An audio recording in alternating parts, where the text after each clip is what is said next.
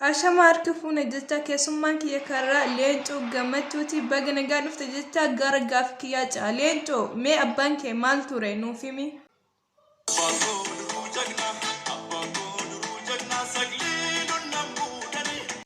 Wow, abbaan koo duruu jagna maali beektu waan Oromoo ta'eef hayyee jaalalleen ta'e yookiin haati manaa ta'e warra eenyu turte mee ta warra eenyuuti siin.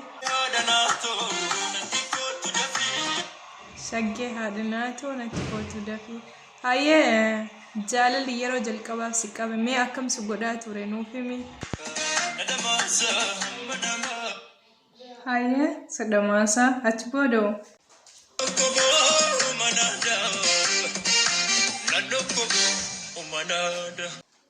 Dhugaadha jaalalli dhugaa akkanaan ibsama.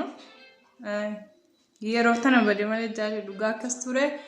Akkasii turtiin kenna kanumaa nagaan turaa hanga guyyaa biroo walitti deebinuuf nagaan turaa isiniin jenna. Oromoo chiyyaa warri isinitti tolee fooloo laayikinaa godhaa na jajjabeessaa isiniin jedha. Ciao.